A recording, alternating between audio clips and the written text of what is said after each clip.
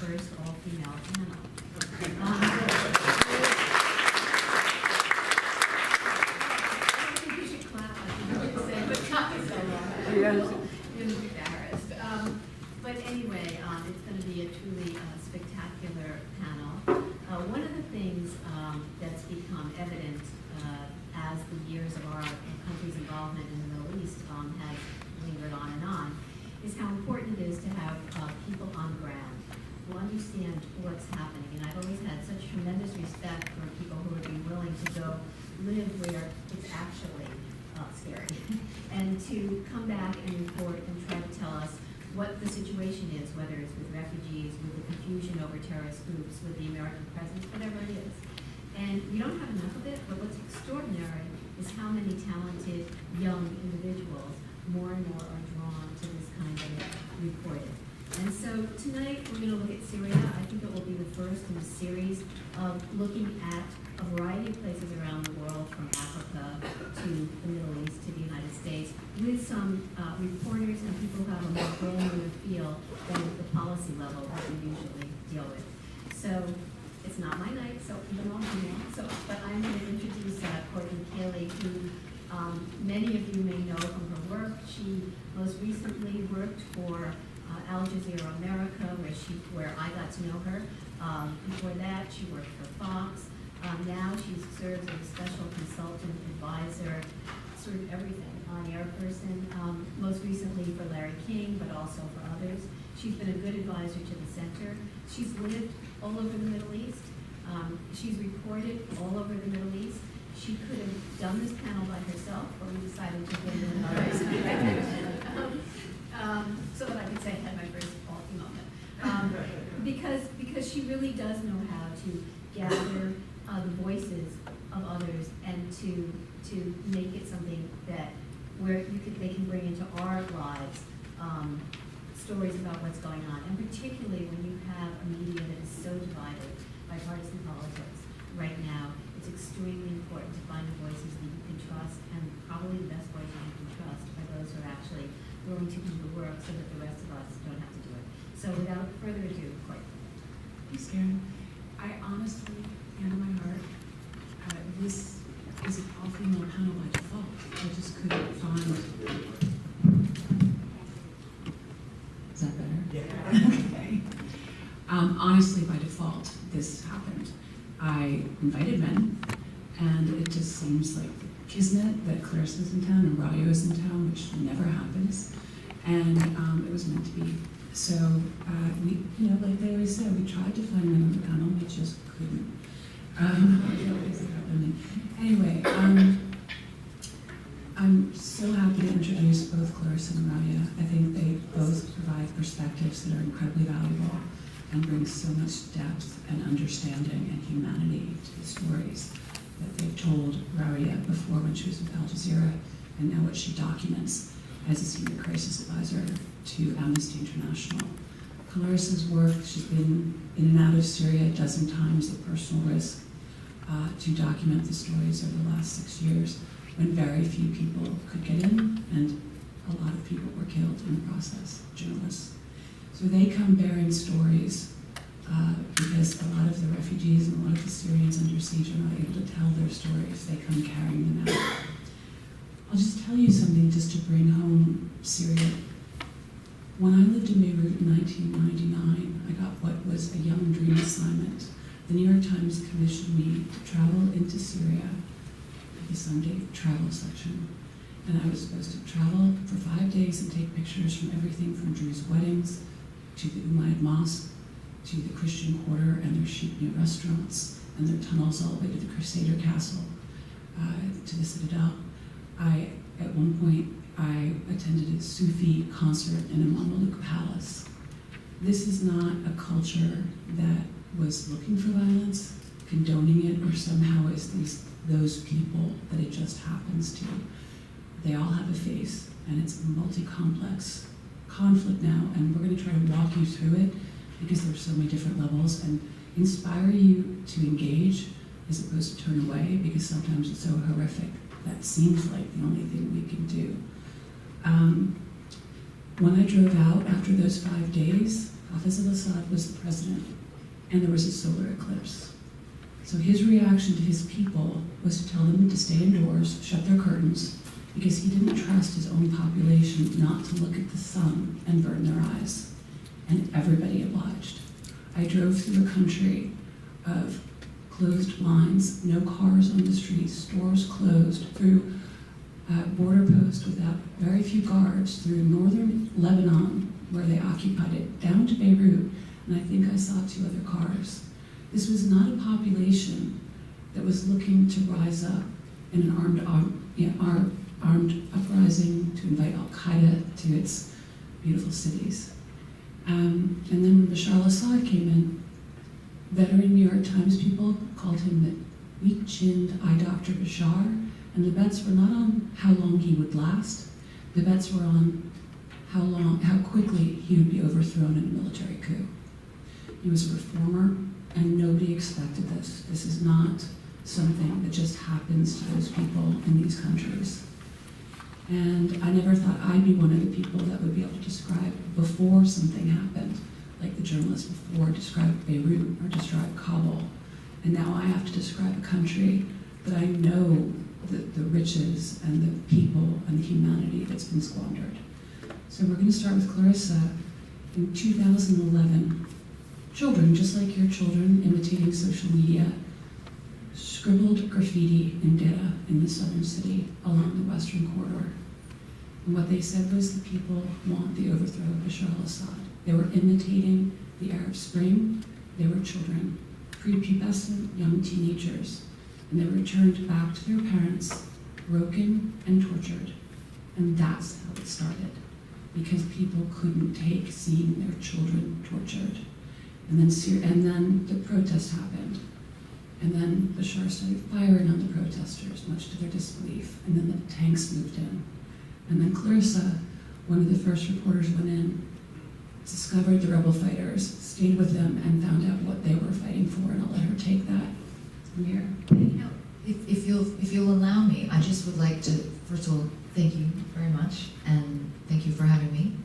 I'd like to just talk briefly about the trip I did in 2011, which was really before it was just becoming a more militarized conflict. And I went in with a tourism visa, actually, because obviously they weren't really giving out a lot of journalism visas. That was slightly awkward because there were no tourists in Damascus at that stage because it was already quite violent. But I posed as a tourist for a few days, and then I slipped off, and I spent a week living with activists who were participating in the rallies and protests that were starting to spread across the country, as Courtney touched on. And what was so interesting about that time, and it was a very special time to me, was first of all the diversity of the people who were participating in this movement. This was not a Sunni Muslim movement. This was not a religious movement. This was a movement that was inspired by people who had lived under a dictatorship for 40 years, who had been inspired by what they had seen spreading across the Middle East, this kind of ripple of the potential of self-determination, of the potential of having freedom, of the potential of having a say in the future of your own country. And this was intoxicating to young people. And the people who I spent time with were Christians. They were Alawites, that is the sect, which is kind of an offshoot of Shia Islam that Bashar al-Assad, the president, is a member of. So this was not in any way, shape, or form some kind of an insurgency. This was a sort of idealized youth movement. There was a lot of talk about freedom and a lot of talk about democracy. And one other thing that I would highlight is that when I went to these protests, the signs that you saw everywhere were, "We want a no-fly zone." And it's important to remember that this was coming on the heels of Libya, when the international community had stepped in and provided a no-fly zone to the people of Libya. And I think we have to understand that because it created what you might call a moral hazard, whereby the people who went out into the streets in Damascus, in Homs, in Hama, in Idlib, in cities all around Syria, they genuinely believed, as they were being fired on by a hail of bullets, that it was worth it because they thought that the international community was going to come to their rescue. The bullets quickly turned to artillery, as Courtney mentioned, and when I went into Idlib in February of 2012, what I found was a sort of hodgepodge group of greengrocers and farmers and carpenters who had no military experience, and a few soldiers who then were starting to defect from the Syrian army because they no longer wanted to be in a position where they were firing upon their own people. And this kind of mishmash or hodgepodge of men were forming something that they originally called the Free Syrian Army. And I went into battle with the Free Syrian Army, and I have been on the front line in many different countries, but I have to say this was one of the more frightening frontline experiences I've ever had, simply because these men had no idea what they were doing.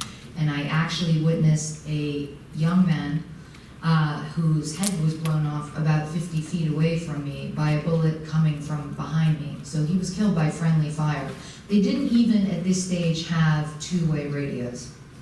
What they had were sort of hearts, I would say, overflowing with both passion and excitement, but also incredible naivete that I have rarely seen. It was almost like a childlike innocence when you would spend time talking with these men about how they thought this was all gonna work out, given that you had one side which had artillery and a military and tanks, and then you had these guys who had some light AK-47 type of weapons and no two-way radios, no training, no chain of command, no clear, coherent order at all. It was sort of destined to be a blitzkrieg. And the thing that they always said to me in those early months was, you know, we might be okay as long as he doesn't start to use his air power. This is the regime of Bashar al-Assad.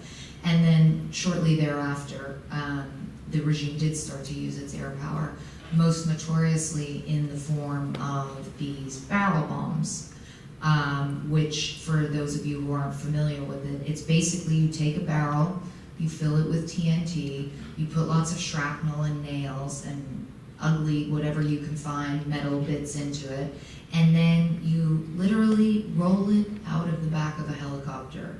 This is not a precision-guided weapon, and most of these barrel bombs were being dropped on densely populated civilian neighborhoods. And you ask yourself, why does someone use a barrel bomb? Because strategically, it has no value, because you're not able to say, okay, let's take out the military headquarters of such and such a group. So it has no strategic value if you're just looking at it from a military point of view. So then why do you use a barrel bomb? Well, you use a barrel bomb because you want to make an area or a place uninhabitable. You want to make it so scary, so horrifying, so intense, so relentless that no one who could possibly afford to would ever be willing to stay there. And I think, you know, and I don't want to wrap it on too much because we'll, you know, I would think it would be nice to have this as more of a kind of conversation almost, but I think in the back of your mind, when you look at the war in Syria, and the Assad regime has cast this as a war against terrorism, and we will talk about the jihadist factions as well, and there's, you know, that's an important part of this story. But what, from my experiences on the ground and all the bombings I have seen of hospitals, of bakeries, of fruit markets, I can tell you that the experience of Syrian people living in opposition-held areas is that actually this is a war against normalcy. This is a war against normal life. And the message of Bashar al-Assad to people living in these areas is, you want to go and buy bread, we'll kill you. You want to go buy fruit, we'll kill you. You need to go to hospital, we'll kill you. You need to go to a court to settle a dispute, we'll kill you. You need to go and buy food, we'll kill you, and by the way, we'll also starve you. Starvation is another, and I know Rawya is going to talk a lot more about that. The message is, kneel or starve. Kneel to Bashar al-Assad or die, basically. And I don't want to go on too much more because there's a lot to get to, but that's just to give you a brief idea of how the conflict evolved from honest. And I just want to add one more thing: the 2011 trip I did, where I was posing as a tourist and I lived with these activists. Every single one of them is either dead, in prison, or disappeared. So just to give you a feel for that. Thanks, Clarissa. There'll be a lot more of that. I didn't tell you this, but it's important to know this conversation is on the record. So if anyone doesn't want to be on the record, don't ask a question. My everyone would let you. Now this goes right to Rawya. Rawya, with Amnesty, documents what became a strategic tactic of Bashar al-Assad and his forces of besieging cities. And Rawya, if you could take us from the beginning, when it was neighborhoods, and then how it became what you described to me as besiege, starve, bomb, negotiate, evacuate. And also feel free to tell us some of the testimony of people that you've spoken to who have had to endure this. So picking up on what Clarissa was describing, along the years, the regime has essentially figured out ways to elevate the barbaric nature of its targeting of civilians. At every single point when you thought that things couldn't get worse, they come up with something else. And what initially sort of, when the rebels started holding on to territory and entire neighborhoods or entire towns and cities became rebel-held areas, that obviously became a problem for the regime. And one of the ways they tried to figure out how to deal with it was to lay a siege to the areas that the rebels took control of, to try to sort of obviously compel them to surrender. Now, initially, those sieges started in specific, highly strategic areas for the regime around Damascus. So we saw in the Damascus countryside from really early on suburbs that were completely besieged, and people had very little, if any, access to food, to water, to power, to basic services, and basic human dignity, really. And then that elevated into, and went further up to Homs and then to Aleppo. And the policy, as Clarissa described it, started as a surrender or starve. So you lay siege to an area, you cut off supplies, you prevent people from going out, and you try to force people to surrender, or they're starved because they're besieged. Along the years, what we were seeing, there was a definite change, obviously, in the intensity of the conflict once Russia entered the scene. So as of 2015, when Russia came in, there was really complete transformation into the conflict. And specifically as of the summer of 2016, the elevation of just this besiege and starvation tactics went from a strategy of surrender or starve to surrender or die. Essentially massive air bombardment and ground assaults. So not only are you besieged in these small areas, but you're being bombed from the air and from the ground. Just to give you an idea of some of the basic things that went missing, there was no baby formula. People were soaking rice and giving children the fluid that comes out of that in lieu of baby formula. I distinctly remember one of the things somebody just told me, for children in some parts of the world, the chocolate, they might crave for a chocolate. Our children craved for bread. People told me they hadn't seen bread in 2 and 3 years. And just the cruelty of this in one of these specific neighborhoods outside Homs in Wa'ad, the front line, the cutoff line where the regime besieged the area had, the checkpoint was called the El Forn checkpoint, because there was a bakery there, one of those industrial-sized bakeries, and literally the regime prevented the people from having any access to the bread at that demarcation line, so people could smell the bread, could see the bread being distributed to soldiers, but had no access to it for years, and groups of 4 and 5 people would go up to that front line to try to get bread and would be disappeared, killed at the checkpoint, or arrested and never heard of again. Markets were targeted, schools were targeted, hospitals were targeted. Hospitals started going underground, so people started building hospitals and shelters underground. These are areas that were not prepared to have shelters, right? So in one particular neighborhood, people described to me that they were setting up hospitals or shelters in garages underground. And even then, new weaponry was being used. What people describe as bunker buster bombs. Now, the documentation of that from a legal perspective is still in the works, but there is open source material indicative that at least, or from the testimony of people, that these bombs were penetrating the ground and then impacting after that, in other words, enabling the impact to affect underground structures. Some of the testimonies that really stayed with me over the past few days when I was working on the different areas where people were besieged. Oh, and by the way, just to give you an idea of the scope of this, we're talking about 40 communities nationwide besieged. We're talking about, there's a debate between the UN and the groups that document the numbers of how many besieged people are out there, but it's believed to be between 900,000 to 1 million people that are besieged and living in these conditions. Some of the testimony that really stays with me, and I picked one from every city. I just choose 3. One man told me that the starvation was such that people started physically changing, that you couldn't recognize your own family members. He said he had gone from being 90 kilograms to 60 kilograms. That's a weight, he told me, he hadn't been in 20 years.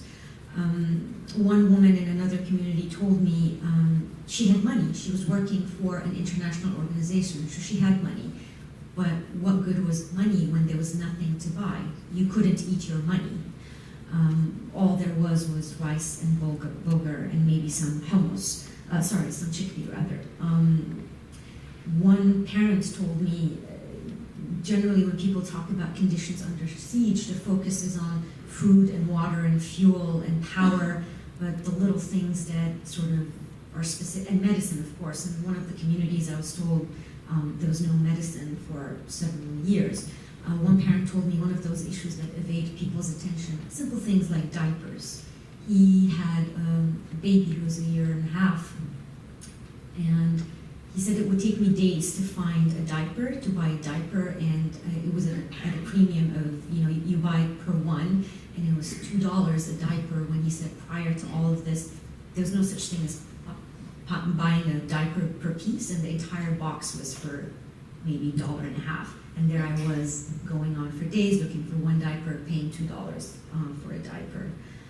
So these are sort of the circumstances of the siege. The transformation that I was describing as of last summer, that distinct sort of elevation of the tactics of the siege and bombardment, the nature of the airstrikes became such that when you interview people for human rights documentation, you ask a lot of details, right? You ask so many questions, you ask for details. And people vividly describe the circumstances of the siege. They remember how many days they stayed without food, how many days they stayed without medicine. And then when it came to describing those last days of bombardment, they lose words. That is how the intensity had been elevating of these airstrikes. They start saying it was indescribable. It was indescribable. And not because these are people who are not eloquent, but just because that was the level of how the bombardment had been intensified. And the point was to break these communities to the point where they finally ask and pressure the rebels to negotiate their evacuation, their quote-unquote evacuation from these areas. And we've seen that happen in 3 or 4 areas, and the multitude of sort of violations that happen during the evacuation is a whole other discussion, but that is the point where the regime is at now. where these rebel-held areas, after they starved them and besieged them for years, and now pushing them to the point where these are people who sustained siege for years, are breaking down and asking to get out of their own neighborhoods and homes, things that they could never have thought of just last year, for example. And what we'll talk about too is Rawya is documenting this, not just to report it and to make us all feel paralyzed by the horror of it, but to affect international law, to see justice and accountability, and we will get there, just so I can give you a glimmer of hope, because there really are ways to see out of this conflict, even though it sounds unbelievable now. But before we get to any sign of hope, Clarissa, can you tell us how the battlefield changed? Iran, Shia militias, Hezbollah took over. I mean, at one point, I've never seen the Iranian Revolutionary Guard so publicly show themselves. And it was almost like Qasem Soleimani had an Instagram feed of him walking around Damascus. I mean, they'd always been so secretive. And it was like show-off time. They did lose a lot of people, but between that, all of a sudden, Al-Qaeda groups came in. They started infiltrating and extorting the rebel groups, and then you really had a problem. And obviously, one of the big boogeyman that our politicians talk about and sort of overshadows everything is ISIS, but if you could explain where they are in terms of everything as well. So I think I first started to notice after that trip I did in February of 2012, when I spent a week with the rebels, I came out afterwards and I interviewed then Secretary of State Hillary Clinton, and I said to her, hold on a second here. Well, I didn't really phrase it quite like that, actually. I think I was a bit more formal in my language, but the gist of it was, if the international community is not going to step in and do anything in Syria, and if no one's going to stop this massacre or help these people or try to establish some kind of an order in what at that stage had already become a vacuum, then you're going to have other non-state actors who are going to step in and try to exploit the void. And what is that a concern for you, and what can be done about it? She very wisely didn't really answer my question, because I think that she understood already as well that this could potentially have devastating consequences. The fact that there wasn't any sense of consensus among the international community, any momentum to really get involved, people were already feeling the burn of Libya. But what we saw is that some people were motivated to go in and to try to bring some order to this conflict. And those people were jihadist factions. And you would see in this border town, Antakya in Turkey, you would have sheikhs coming in from the Gulf, from Saudi, from Qatar, and they would literally come with garbage bags of money. And they would go and visit with all the different rebel groups had their representatives in Turkey. And they would go and talk with these different rebel groups, looking for a group to give their money to. And soon the rebel groups cottoned on to the fact that, like, well, if I grow my beard a little longer and shave my mustache and, add in some more religious language into my YouTube videos that I'm making, I'm gonna get more money from these guys.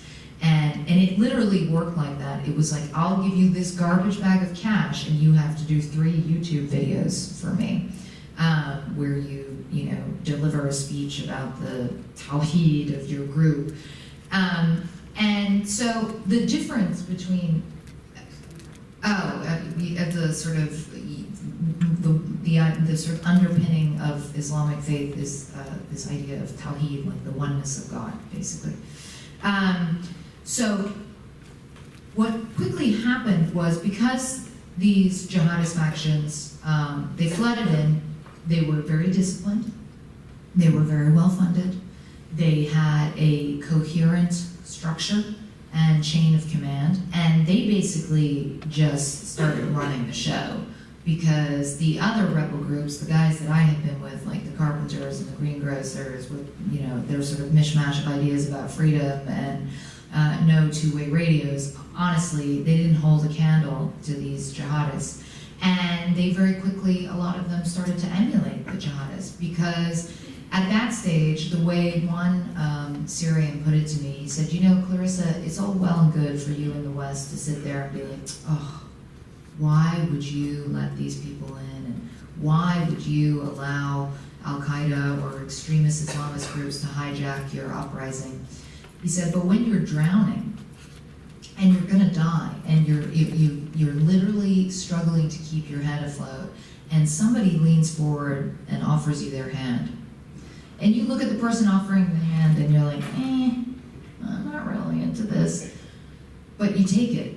You take it because that's how you survive. And I think in all of their naivete, a lot of these Syrians truly believed that they could kind of work with the jihadist groups for as long as it took to oust Bashar, and then kind of be like, okay, now you run on back to wherever you came from, and we don't need you anymore. Thank you, but no thank you.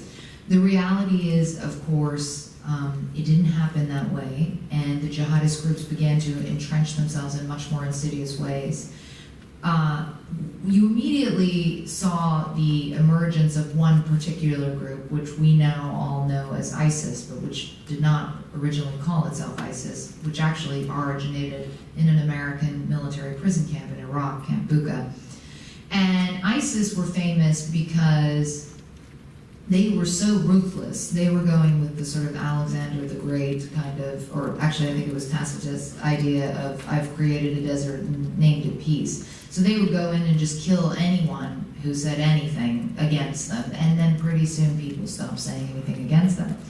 And actually, in the beginning, some people, as much as they hated ISIS, they didn't mind necessarily living in their territory, because the one thing about ISIS territory was that it was safer. There was some kind of order there. You didn't have the same kind of just sort of chaos that you had in a lot of other rebel-held areas. Long story short, ISIS became so crazy, so extreme, so evil that the other jihadist factions turned around and said, no, actually, you all need to leave now. And they went on to form their own caliphate, what they called a caliphate, a so-called Islamic State, in a large swath of territory between Syria and Iraq. That swath of territory has been significantly reduced because of this, now 2.5 years in the making, a US-led coalition effort to basically bomb it into oblivion. Which has been fairly successful, as has sort of trying to drill down on their main nodes of finance, such as the oil fields that they were in control of. Syria doesn't have a lot of oil, but if you're a terrorist group and you're controlling the oil fields, it's a pretty nice income to have coming in. And so, but ISIS is now very much removed. They're kind of in their own little weird, awful bubble. But in Idlib and Aleppo, although less since the fall of Aleppo, and Homs, although less since the fall of Homs, but in these various other pockets of rebel-held areas, you do still have a number of, I would say, Islamist factions who are not what I would personally call terrorists, who are closer to the sort of Muslim Brotherhood ideology. And then you have a couple of also Al-Qaeda-esque militant groups. One in particular, which has changed its name about 100 times, was called Jabhat al-Nusra, then it was called Jabhat Fatah al-Sham, now it's called Hayat al-Tahrir. So they changed their name a lot, but the underpinnings are there of, they have definitely what we would call extremist tendencies, close ties to Al-Qaeda, and they are obviously the big reason that the international community has, with some, there's an argument to be made for this case. The real hesitation to get involved in Syria has been the fact that, oh wait, there are no good guys on the ground anymore. If you've covered war as long as I have, you realize there are very rarely good guys on the ground. There are maybe bad guys and worse guys. I would say Syria fits into that mold of bad guys and worse guys. The good guys in the ground in Syria are the civilians, and as with any conflict, they are the ones who are bearing the brunt. And there's a sort of an argument you'll hear a lot, which is, well, if we get rid of Assad, or if Assad goes, then what happens? The terrorists are going to take over. It's all going to be a disaster. The opposition doesn't have its ducks in a row. To which I would say two things. First of all, 11 million Syrians do not live in their homes. 11 million, that's nearly half of the population. Can you imagine if 160 million Americans were just not living in their homes anymore? I mean, that's really a huge amount of displacement. 4 or 5 million Syrians are not even living in their country anymore. And often the people who leave their homes and who leave the country are the people who, frankly, are going to be an integral part of rebuilding it. They are often the lawyers, the engineers, the businessmen, the doctors, the judges. They are the educated, the technocrats.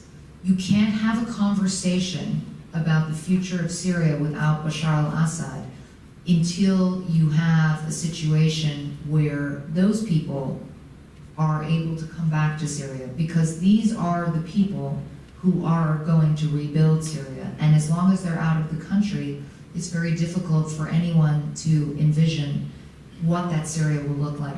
So the problem you've got your vicious cycle, right? So, whoa, we can't get rid of Assad because the terrorists are going to take over. Well, as long as Assad is in power, it's very important that people understand something here. ISIS and groups like ISIS are a symptom. They're not the cause, okay? And as long as Bashar al-Assad is in power and is massacring people and bombing them and using phosphorus and cluster bombs and sarin gas and engaging in industrialized killing in his prisons and, developing crematoriums to burn all of the bodies because he's killing and torturing so many people. As long as that goes on, the terrorists have oxygen to breathe. Because I want to tell you one quick vignette that really speaks to this. I think it's very easy for us to sit there and judge people for falling under the sway of extremism. But if you have lost everything in your life, if you have buried your own child and had your home bombed and woken up to find half of your family dead, you are extremely vulnerable to extremism. And by the way, it's not like you get to go and have some time to grieve in Syria and spend some time working it out with a therapist and going to grieve. No, it's next day, bombing continues, life continues, struggle to find food continues. It's hellish. And there was a young man who I spent a lot of time with in an area called Jebel Zawiya called Mohammed, who studied English literature in Damascus, and we used to stay up late at night. I was trying to get some work done. He liked to talk about poetry and Keats and all of these romantic poems and plays, and he was extremely articulate and erudite and full of ideas and romance and very inspired and inspiring young man, and excellent English. And so Mohammed and I got on very well. While I was there, the house next to Mohammed's was hit by a bomb, and a woman and her 2 daughters were killed. And the next day, life went on. And Mohammed's family didn't have very much to eat. They were very poor. So they would offer us, of course, if there was one egg, we would be offered the egg as their guests. And we would all make a big show of like, oh, I really don't like eggs, but thank you, because we wanted them to eat the egg. And after we left that trip, I stayed in touch with Mohammed on Skype, and he got married, which was very exciting, and we used to Skype with his wife, and then he had a baby. And he was becoming increasingly stressed because his village kept getting bombed, even though it was just a very small rural village in the middle of nowhere with no real strategic value at all. His village kept getting bombed. He didn't have enough money to feed his family. And one day I just stopped hearing from Mohammed, and I was like, this is so weird, because we used to Skype a lot. He liked to practice his English. And I would send him messages on Skype, nothing, months. And then it must have been like a year since I had heard from him. I sent him a message on his birthday saying, "Hi, Mohammed, I haven't heard from you for so long. I'm really worried. I don't think you're dead because I think I would have heard about it, but I would love to hear that you're okay." And he wrote back to me and he just said, "I'm in Raqqa now." And Raqqa is the capital of the so-called Islamic State. And I was like, what are you doing in Raqqa, Mohammed? Like, I don't think anyone needs an English lit student who likes Keats over there. This is definitely not your jam, and you're not a fighter, and this doesn't make any sense. And he just wrote back to me, "You don't know Mohammed so good anymore." And I never heard from him again. And I still believe to this day, I don't know what's happened to Mohammed, I still believe he's a good person.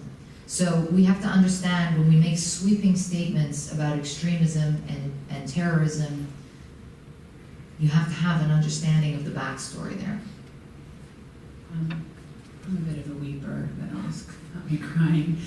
And to the point where, to put a little into context, I was talking to an Al-Qaeda counterterrorism expert and about this panel, and he said, "You have to remember, Al-Qaeda got its oxygen and its supporters from Bosnia." And I said, "What?" And he said, "No, from Bosnia, because they watched the massacre of Bosnian Muslim families and nobody did anything." And I thought, oh, of course, that's right. We remember Afghanistan, but then Bosnia was something where the U.S. took a standby policy on, the world took a standby policy on, and that's where Al-Qaeda got its oxygen in the 90s. And besides the Sunni Islamist groups, Beirut was also an incubator of many. And the stories, unfortunately, start sounding the same, conflict after conflict, decade after decade, because one of my neighbors who helped me navigate the Christian side of town that I lived in, I had a driver on the Muslim side and the Christian side, and I lived in Beirut. He had come back after the war, and he limped. It's because he'd been shot multiple times when he was fighting in the hotel wars. And the way he described it to me is, they told us they were going to send us to Canada. We took our bird shooters, we ran downtown to fight whoever was going to come and get our families. And then soon the weapons started coming in. We don't know where. So he was fighting with a machine gun he couldn't handle. He turned a corner. There was a young man who had a machine gun he couldn't handle. The young man startled, and the only reason Nicholas is still alive is he started shooting around the corner. And then the nice story is Nicholas eventually came back, found his childhood sweetheart, and they were married. And the land, Beirut stitches itself together somehow. But all the players are the same, the Sunnis and the Qataris and the Iranians, and they're all playing diabolical games in Syria. But on to the right side, not really, but Rawya, if you could talk about what was in the news this week, which was based on the Syria documents from Al Jazeera Amnesty International, and a little nostalgic for what was. Rawya, also explain why this documentation is so important, and bring us up to how this could actually eventually bring some justice and accountability to the country, who could be tried on war crimes, how it could happen. I'll try to, it's a big question. I'll split it into two, and I'll try not to ramble for long. So what was in the news was in relation to Syria prison, one of the more notorious detention facilities, which Clarissa touched on when she mentioned the crematoriums where bodies of prisoners are, according to the State Department, in its announcement this week, that basically bodies taken from Syria prison, there's a crematorium there where they're being burned, which, for those who might know, is not exactly the Islamic tradition of getting rid of bodies or burying bodies. Syria prison, Amnesty International worked on a year-long investigation that was issued a couple of months ago. One of my colleagues for a whole year looked into specific abuses in that notorious facility, and what she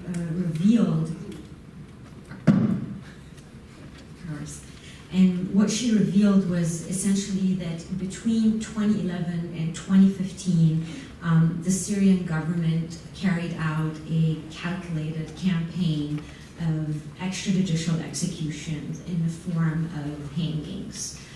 In addition to this extrajudicial executions, there was also what could only have been described as a campaign of extermination in the form of deprivation of food, water, basic medical care. The details are very horrific. I don't want to go through them in a public audience. Suffice to say that, just to give you an idea, groups within the period of 2011 to 2015 that I mentioned, every week, oftentimes twice a week, groups of 50 prisoners will be taken out of their jail cell in the middle of the night, blindfolded, not told where they were going, at times told that they were going to be going to be transferred to a civilian facility, and then they end up being hanged without being told, and then buried. What Amnesty International's investigation shows is that they were being buried in mass graves and that their families were never informed. The reason why we consider this extrajudicial execution is because there was no semblance of any form of trial, and this was based on interviews with 84 witnesses arranged between former detainees, judicial officials, prison officials, who gave really powerful testimonies about what was going on in that facility. We, as Amnesty International, have not necessarily been able to immediately verify the State Department's account that there was a crematorium involved. Our report indicates that there were mass burials.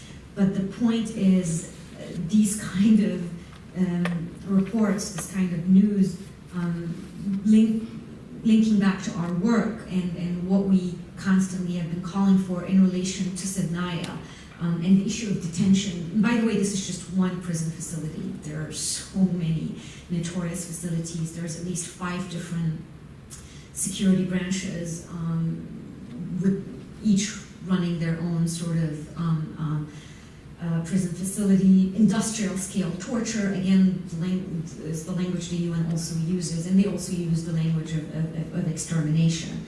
And what we have been pushing for is that countries like Russia, countries like the United States, they need to be able to try to exert pressure, specifically countries like Russia that wield pressure on the Syrian regime, to be able to push for independent monitors to investigate, to enter, to look at the conditions in these prisons.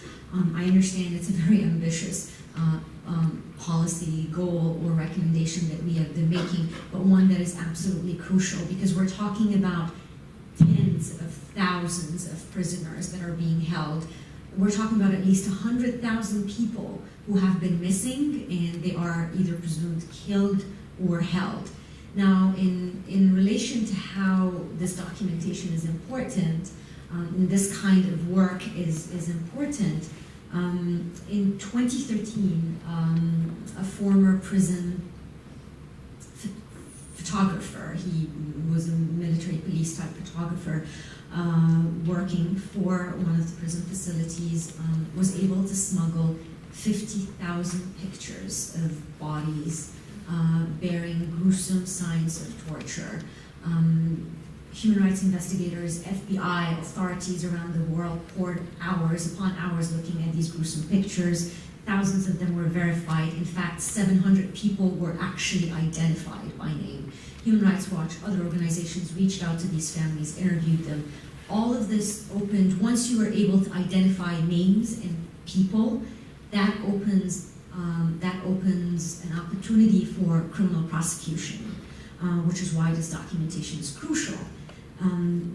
The problem with justice and accountability in Syria, what you constantly hear is why there's no justice, why there's no accountability, is because it's all part of the paralysis of the Security Council. Why is the ICC not looking into the crimes in Syria? ICC has no jurisdiction in Syria because Syria did not sign their Rome Statute. Basically, is not part of the court in any way. There are ways where the court can look into it, but it has to go through the Security Council.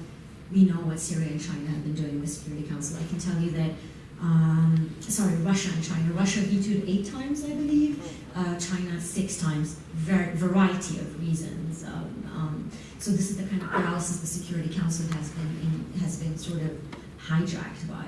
entered the General Assembly in December 2016, passing a landmark resolution creating this new mechanism. So there you have member states, countries, international community realizing that the Security Council body is just not working, is not bringing justice and accountability. So they pass a resolution, create this new mechanism, independent, the international impartial independent mechanism, the IIIM, which is sort of a quasi-prosecutorial body that has a mandate to collect evidence, analyze it, and essentially build case files. This just happened in December 2016. They're now collecting funds for this mechanism, and that's one of the things that Amnesty International, Human Rights Watch, multiple organizations have been pushing for. We are calling on the international community to fund this mechanism and to back it with the necessary political will.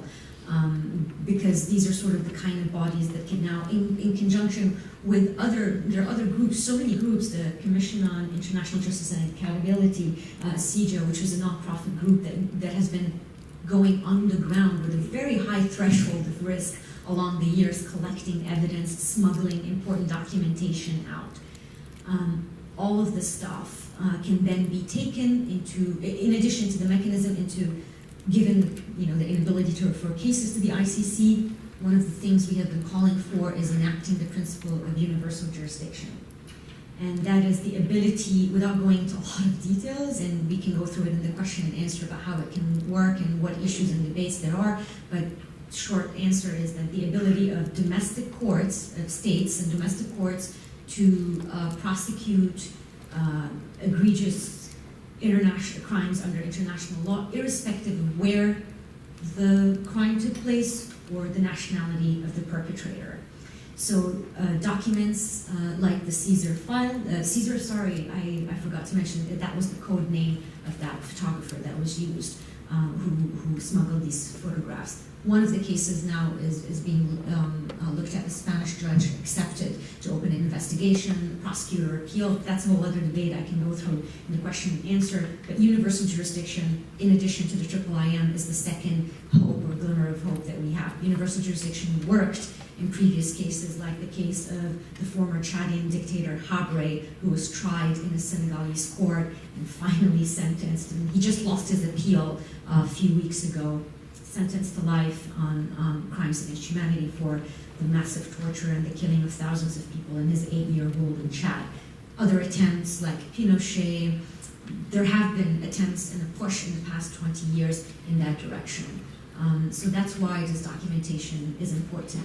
And to wrap up, my answer on this is all of this, when I talk about documentation and why we do what we do, we don't talk about that because these are idealist notions, idealist human rights concepts, or because we are international law purists.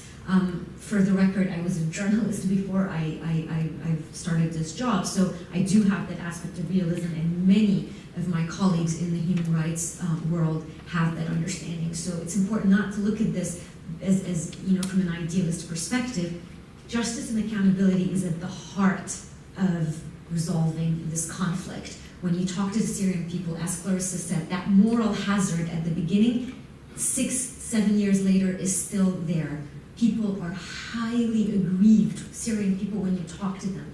They feel they've been completely forsaken. And so how are we sitting in Geneva or in other places discussing prospects of peace, discussing the reconstruction of Syria, and such projects without addressing justice and accountability, which is at the heart of having a lasting and enduring peace? So on to the so-called peace talks. Clarissa, you were invited to the UN Security Council after you came out of Aleppo, before the real besiegement of Aleppo happened this fall. And while I know it's an honor, it must be kind of frustrating because everyone knows that the UN Security Council has been in complete paralysis. Can you tell us the other options for peace? Who's talking, who's promoting it, the strange bedfellows? And then also, I'll just want you to touch both quickly on the idea of safe havens, which causes me to shudder because safe havens is the trigger when I just think of Srebrenica. Tell me if that could even be something that the international community could enforce, or if it's just something that politicians are talking about. So I guess the first thing I would say is that somewhere along the way in Syria, the uprising and the conflict was hijacked, not by any particular Syrian faction, but by the very, let's say, aggressive superpowers who have been essentially exploiting Syria and using it as a battleground for their various proxy wars. So it became known to me from Syrians who I speak to on a regular basis that actually Syrian soldiers with the army were not any longer doing most of the fighting on the ground. It was Iranians, it was Russians, and particularly though the Russians were really helping out with the skies, and it was Hezbollah, which as you probably all know, is a Lebanese militia who were some of the fiercest and best trained fighters on the ground. You also had a smattering of different groups from Iraq, different Shia militias from Iraq, and also even as far as from Afghanistan. So on the rebel side, of course, you had the various Sunni Gulf states who were sponsoring, whether it was Saudi, whether it was Qatar. The difference being that, or whether it was Turkey and also to a much lesser extent the US, the difference being that the Russians and the Iranians and and Hezbollah were all on the same page and were kind of unanimous in how they were going to extremely aggressively support this regime and do whatever it took, whatever amount of blood and treasure was required to ensure that this regime survived and indeed actually to reverse the momentum back into the regime's favor. The same cannot be said of the various backers of the opposition who were often working at cross purposes with each other. So Qatar supports the Muslim Brotherhood, Saudi Arabia hates the Muslim Brotherhood. So they were actively fueling disputes within the opposition through their own kind of petty internecine issues. So when you talk about any kind of peace talks in Syria, a lot of Syrians have said to me how galling it is to see these talks in Geneva and these five-star hotels with people swanning around in these beautiful suits. And the Syrians are barely allowed to even attend because, frankly, no one's that interested anymore in what the Syrians have to say. It's what do the Americans have to say? What do the Russians have to say?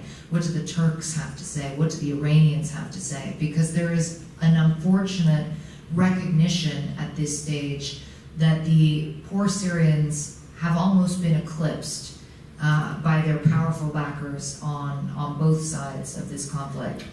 So, while that may be somewhat disheartening, it is a reality. And so when it comes to serious peace talks, the reality is that Russia and Iran and Turkey, and frankly, to a lesser extent, the US, but still the US, they need to all be at these talks. They are the ones who are going to have to come to some kind of a consensus. And so when we talk about, when Rawya talks about the issues of the United Nations and the Security Council and the paralysis of the Security Council, it's easy enough to be like, oh, the Security Council, the UN, it's always been this way, they've always been sort of ineffective.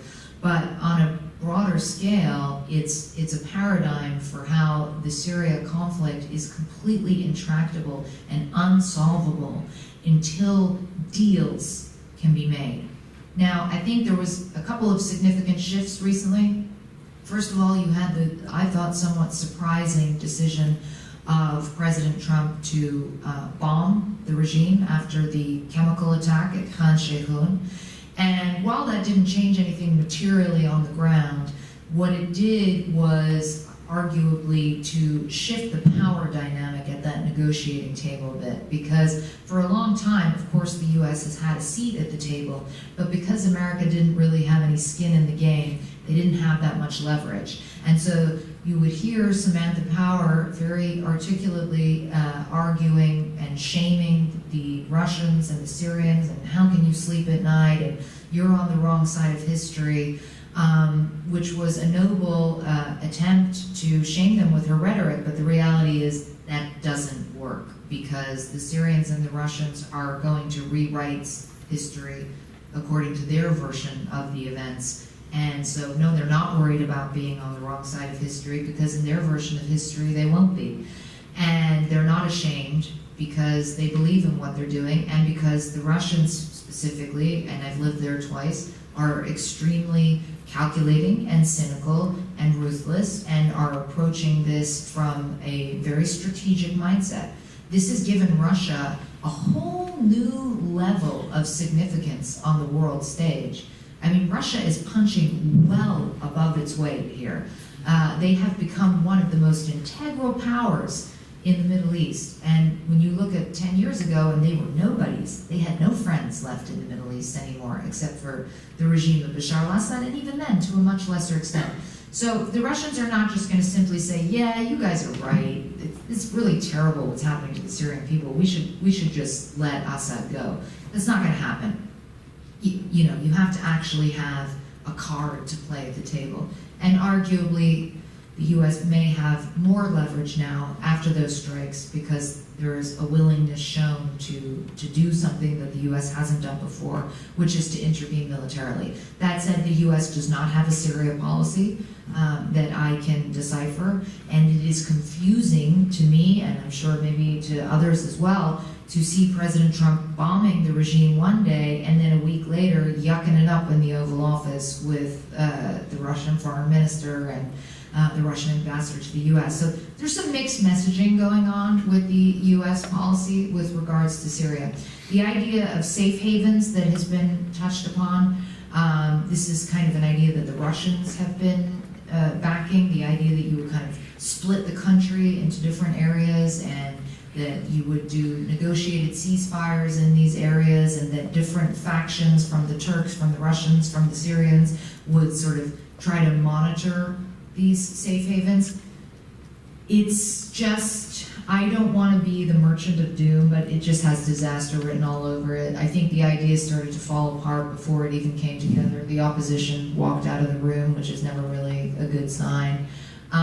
So I think the whole safe havens idea is very flawed. One other thing I would just say, in terms of when you ask Syrians what they want, and obviously my knowledge is based primarily on Syrians who are against Bashar al-Assad, who are in opposition to Bashar al-Assad. But the majority of them will say two things. First of all, we don't want Syria to split apart. They don't want Syria to split apart. Everybody seems to be resigning themselves to a de facto kind of Yugoslavia type of situation where you might have several cantons that would be somewhat autonomous. But most Syrians would like to see Syria remain as Syria. The second thing is they don't like anyone at this stage. The vast majority of their hatred and ire is reserved for the regime of Bashar al-Assad, but they don't have a lot of love for the rebel groups either. What they want is just some peace and quiet. They want to be able to send their children to school one day without worrying, just one day, without worrying if they're going to come back alive or not. And so I don't think the idea of safe havens are going to work, but I do think that the reality, given that this has become a proxy war, an all-out proxy war, negotiations have to be made, deals have to be brokered, compromises have to be made on both sides, and we can't just get all pie in the sky about this, like Assad must go and Syria's going to, like, Assad can't go overnight. He has a lot of power, he has a lot of control of much of the country. This is going to be, in any best case scenario, a kind of phased operation. But what really needs to happen is for all of these backers to get in that room and nobody leaves until some progress is made. And that's only going to happen, frankly, in my opinion, from what I have seen in Syria, if sides or, parties like the Americans have some real leverage, some real authority. And right now, they have a little bit more than they did, but not nearly as much as they would need to actually enforce some kind of meaningful change. If you allow me to jump in on the safe zone, just because we have like deep concerns about this concept, and it's something that, so the last deal, as Clarissa mentioned, which almost felt like it was falling apart before it went into effect, but then it went into effect, because you had the government putting out a statement, disagreeing with it, you had the opposition pulling out, and then you still had the Russians and Turkey discussing it, which is the other fascinating thing, really not in a good way about Syria, when you have all of these other international parties negotiating the country's fate in the absence of people, as Clarissa rightly pointed out. But to get to the point of sort of the very serious human rights implications and international law concerns about safe zones, the fact of the matter is that safe zones rarely remain safe. Their historic record has been largely poor, whether in Srebrenica, in Rwanda, in Sri Lanka, the Kurdish no-fly zone in northern Iraq. There are mixed reviews on that. That was a form of a safe zone, and there's mixed reviews about that one, if there was a good example to be given. The main concerns under international law is that what these safe zones are, take a look at who's negotiating it, right? You have Russia, and you have Turkey. Turkey, a country that has a huge burden of refugees, of Syrian refugees it has to deal with. So you have to think about the motivations behind these kind of proposals. You had Secretary Tillerson bring it up. Donald Trump brought it up. Secretary Tillerson brought it up at a very, very early stage in the Syrian, his very few remarks that he's ever made. And President Donald Trump actually brought it up during the campaign. And at those early stages, people were saying, we're a little bit concerned that these are a bit half-cooked ideas thrown out there, and then you see the Russian and Turkish proposal. The concern is you are aiming to prevent civilians fleeing from harm's way and locking them up into these safe zone areas. And under international law, that is illegal. You cannot essentially corner people into one area and tell them, here, you have to stay here, in a very basic way of trying to describe the law. And essentially, you are also, there's the threat of making them all suddenly a target in that one area where they're cornered. And then the biggest concern is that whenever safe zones have been discussed, it was almost always discussed as a way to bring back all of these refugees into these areas. And that, under international law, is sort of the violation that's called refoulement, which is you cannot push people who have claimed asylum or have sought refuge outside, who are fleeing a certain violence, to go back to areas that are not still necessarily safe. So those are some of the international law concerns. There are so many humanitarian concerns about compromising the impartiality and neutrality of humanitarian organizations delivering aid into these areas, because they could come under pressure of the military powers surrounding those safe zones.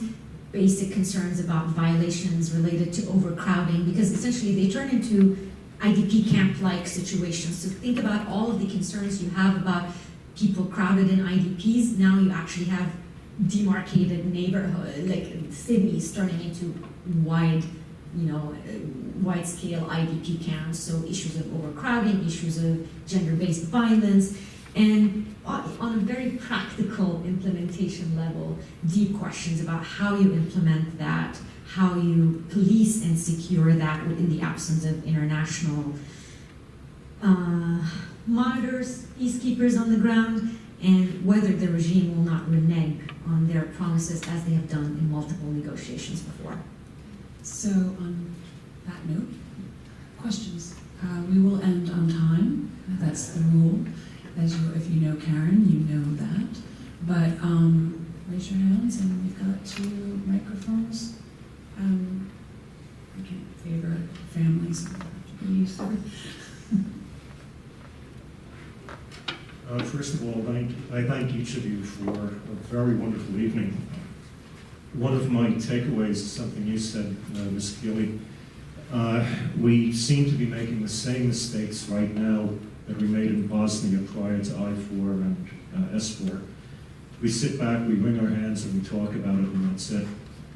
During the Bosnian War, I was living in Bahrain, and one of the locals said to me that if we, Muslims, were doing to anybody what's being done to us, the West and NATO would be dropping bombs all over us. A few years later, I was in Bosnia, and I got to witness one of the mass graves being dug up. I can understand what my Muslim friend was saying. Do you think that now there is anything that can be done to avoid a next time, or do we just sit back and wait for the next time?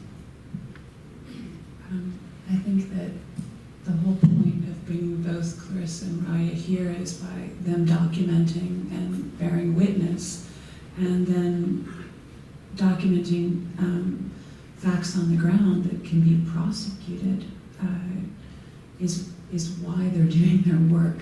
Rawya, do you want to take that question real quick? I mean, the problem with the concept of never again is that we've consistently lived to see again and again and again. And one of the issues with that notion is that when we look at a conflict like Syria, people always like to draw from this mantra that history repeats itself, right?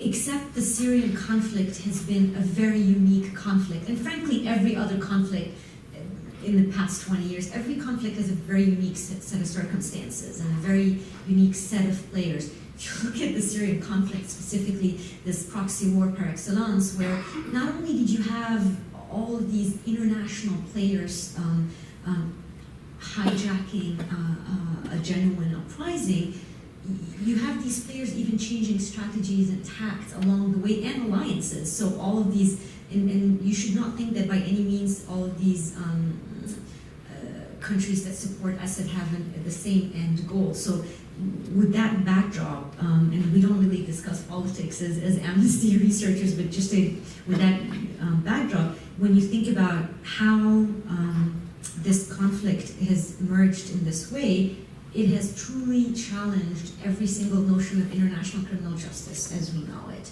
And therefore, what we need to do is to rise up to the occasion of this conflict and think of it in its unique circumstances. We can't sit here and wring our hands about the Security Council's paralysis. We have to move on and think of ways. We owe that to the Syrian people. And to think of ways, that's why we come up with this push about universal jurisdiction. And we remind people that it worked in certain places. It takes time, and you see what's fascinating across Europe, the internal debates over universal jurisdiction. You already see investigations open, I think, in France, Germany, Switzerland, the Netherlands. All of these countries have opened investigations into the violations. We need to push for more of that. In fact, there was a conviction in Austria, albeit for a rebel fighter, not for one of the members of the regime, but still, because violations are committed by both sides, and this is very important for us to clarify. Violations are committed by both sides of the conflict. So we did see convictions under the universal jurisdiction concept in the past year or so. So that's what we, and the fascinating bit, the debate that I'm saying, look at Spain, for example. Spain used to have very, very broad view on universal jurisdiction. It had moved the case on Pinochet in the 90s. It had moved cases on multiple Chinese officials for violations in Tibet. In fact, and I think that might attract Karen's attention, it had looked into cases against U.S. officials over over authorizing torture in Guantanamo. So there was a huge backlash in Spain over that. And with the change in government and the rise of conservatism, what you had was essentially an amendment to their legislative amendment that imposed strong restrictions on their implementation of universal jurisdiction. And without going into a lot of legalese, the bottom line is, even with those kind of restrictions, people are still pushing within Spanish courts to bring cases. And one of the Caesar file cases is being looked into, as I mentioned earlier, by a Spanish judge, because the argument here is the sister of that one of those former detainees who was killed is a Spanish national, and that the harm extended to her. So you have a network of lawyers and human rights defenders around the world coming up with innovative ways to bring justice and accountability.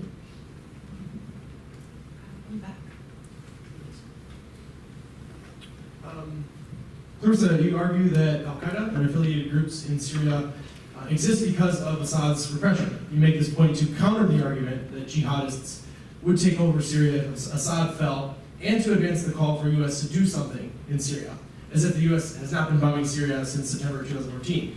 But how can you make this point considering that Al-Qaeda did not exist in Iraq before we toppled Saddam Hussein, and that extremist groups did not exist in Libya before we toppled Gaddafi? Given this troubled history of how the U.S. has propped up extremist groups, certainly true in Syria as the billions of dollars in aid to the so-called moderate rebels, why is regime change policy in Syria still the preferred policy of mainstream media? Okay, there's like a few things in there. A few things you got wrong there about in terms of categorizing what I've been saying. I am not saying that Al Qaeda, that Jabhat al-Nusra is only a product of the war in Syria, right? I mean, I think I said as well that ISIS actually started in a place called Camp Bucca in Iraq. I would also contend that I don't think the U.S. has done that much investing in the Syrian opposition. They've had a couple of embarrassing attempts to fund the opposition, and in both cases, that opposition was told they were not allowed to fight Bashar al-Assad, they were only allowed to fight ISIS. So immediately the other guys came in and just went and took all their stuff because they were like, you know, there's no dignity in not fighting. You can fight ISIS, but you got to fight Assad too. So in terms of regime change, look, if I could go back in a magic time machine and say, you know, has the Arab Spring been a positive thing? Has the U.S. invasion of Iraq been a positive thing?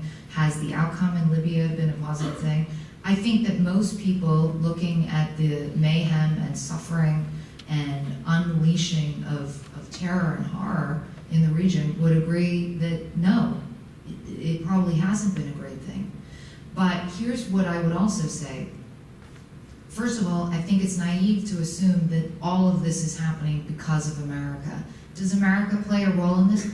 Definitely. But surprise, surprise, guys, we are not the star of every single movie that is happening across the world. Sometimes we have a supporting role. And what happened in the Middle East, and specifically with the Arab Spring, I do not believe happened just as a result of American interference. I truly believe that there was a deep-seated desire after decades and decades of these dictatorships to try something new, to have a voice, to discover what freedom or democracy might look like. Now, I use the words freedom and democracy. I don't think people in the Middle East necessarily really understood what that meant. Obviously, the institutions weren't in place to this isn't something that happens overnight. So the bloodletting that we have seen across the Middle East, while I think it is horrific, I also feel there was a certain degree of inevitability to this. The idea that these dictatorships were just gonna keep going forever and ever and ever. I mean, what was gonna happen, and Rawya would know this better than I, but what was gonna happen when Mubarak died? Because his son Gamal, he was going to be heir apparent, but he was not. He did not have the touch, let's say, that Mubarak had. And even with Bashar al-Assad, you can make the argument: Hafez al-Assad, would this have happened under Hafez? I don't know. I feel like Hafez maybe would have put the kibosh on it even earlier. But with Bashar, who was never even supposed to take power, was supposed to be his brother, and he died in a car accident. So my point is that this idea that you're just going to have like a long line of dictatorships that could just last forever and everyone could bury their head in the sand and pretend that it wasn't happening, to me there was a certain degree of inevitability about it. And just last thing I would say, with regards to Syria, if I thought that the Syrian people at this stage just want Bashar to stay in power, if I thought that he could be trusted to kind of say, let's let bygones be bygones, and I'll shut down my, industrialized torture complexes, and I'll stop bombing you and gassing you.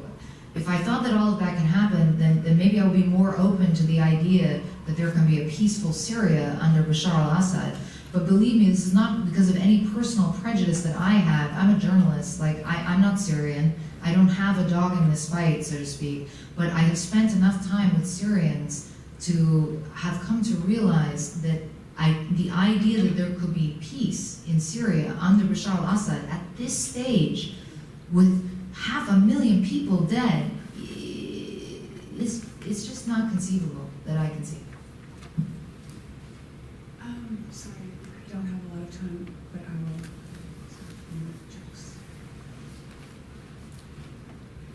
Yeah, I appreciate both of your eyewitness aspects to this unbelievable tragedy that's happened there. I'm a journalist too. I'm looking at this from a realistic point of view. So my question is, after the Russians came in, after the fall of Aleppo, after on the other side, the pincer around Raqqa and what's ever happening with the Turks and the Kurdish forces and so forth. It seems to me, realistically, that the war is over, that the Syrians and the Russians have won on their territory, and the Turks and the Kurds are going to win up in the northwest. So I don't know what it means to have peace or not peace under Assad, but it seems to me that the realistic thing is a terrible repressive regime that's going to stay in power backed by Russia. And So I'm not sure what you mean by leverage. Yeah. Yeah, okay, right. So what leverage would the United States possibly have in this situation to alter that outcome? Well, I think you raise a really good point, which is that, make no mistake about it, the momentum is in favor of the regime at the moment, absolutely. And that's why Aleppo was such a devastating blow for the opposition, because it had huge symbolic value, and it really, to many of them, they felt like this was sort of the first nail in the coffin, so to speak. You look at the territory that continues to be held by the opposition, and it is nothing like as big as it used to be. Idlib province is still a major province. And I guess the question I just would ask in response almost is trying to understand the regime for a second. So, okay, you are winning, right? You've got Russia backing you, you've got all the money you want, you've got all the planes you want, you've got all the weapons you want, you've got Aleppo, you've got Homs. And by the way, no one lives in these places anymore. They are just graveyards, basically. And you're not investing in them or trying to rebuild them or anything like that. And you've got this one province that's not under your control. And so what do? You go and drop sarin gas on a village. And, but we don't know that they did it. Oh, I mean, We do. I think it's... I mean, why would they do it, actually? It's a good question. Well, that is a whole... Literally, we can talk about that for an hour. I have studied this case quite closely. Khan Sheikhun, there is not a shred of evidence that does not indicate very strongly. Now, who has the delivery system to bring that kind of chemical weapon? Well, what was said is that We are going to wrap it up right now. yeah, well, you know, the media. Just one quick thing. If you drop a bomb on sarin gas, you destroy it. So the whole idea, the conspiracy theory of like, oh, they blew it up, they dropped a bomb, and then it happened to be a sarin gas store that the rebels had going. You destroy sarin gas that way. Dr. Postal from MIT has done a major assessment of it. Yeah, I think he's been debunked. Postal from MIT? I don't Okay, think it's been- he has a real credibility. we're out of time, but we can discuss That was things written in the afterwards. press. We're out of time. A couple of things. One of the takeaways from tonight is something Clarissa said, which I hope stays in your mind, because I think it has to do with the global as opposed to the localized Middle East part of this, which is the war on normal life, which I think is something we've been feeling and we've been seeing. And it's sort of a very simple, but not simplistic way of doing it. And the other thing is that I had breakfast this morning with somebody who doesn't work in terrorism, who doesn't work in the Middle East.